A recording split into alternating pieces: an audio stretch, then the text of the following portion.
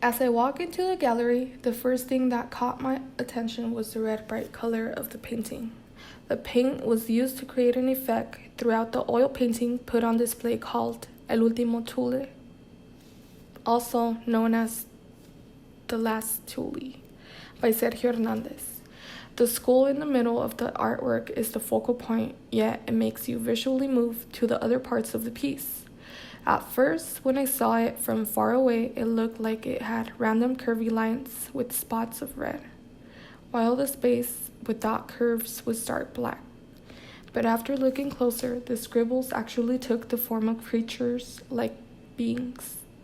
The wall's background color was used perfectly for this painting because it allowed its steel brown color to stand out.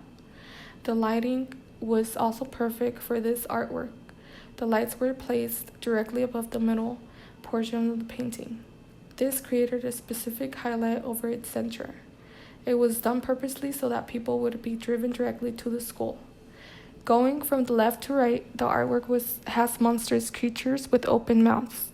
If I were to describe the appearance of these creatures, it would be that they each took on their own individual shapes.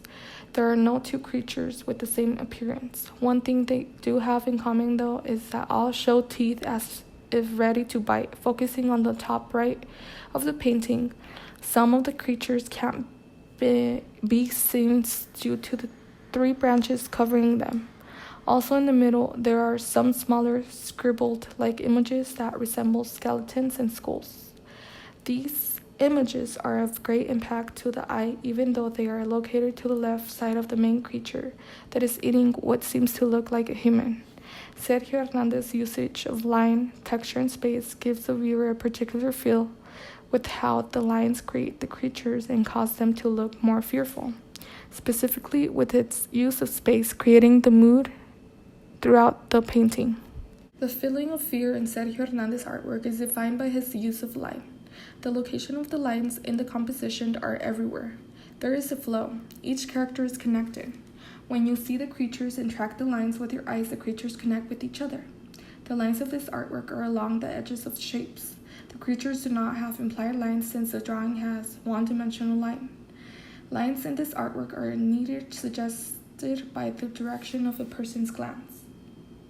If the viewer starts at the top left where a creature is located, then it takes you down zigzag effect until you get to the bottom right where the skull is located.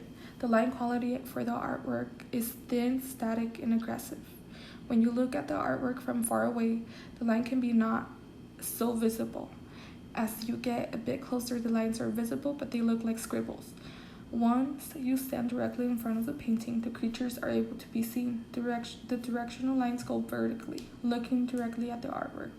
The lines at the top drop the viewer's sight down. This suggests a creation of motion within the connecting lines of the creatures. That is why the painting does not depict light or shadow. It is more of an outline of the main creature. Pattern-wise, there is only a simple black landscape, which creates a color support for the lines in his painting. Sergio's use of line evokes a sense of fight, which creates a perfect atmosphere and mood for his representation of the tool.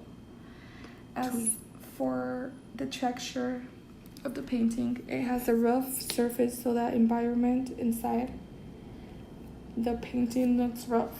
Sergio's choice of texture takes on this roughness because its creatures particularly portray harshness.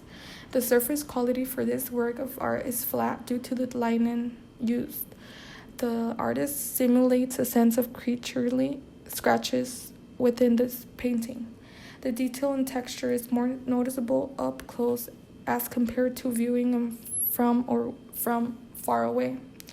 The texture also adds complexity to the image because of how the artist expresses what mythical Thule is to him.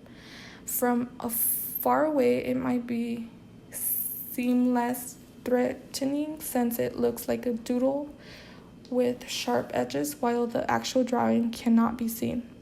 As soon as the viewer comes closer, the portrait suddenly changes from a scribble-like visual to an actual drawing.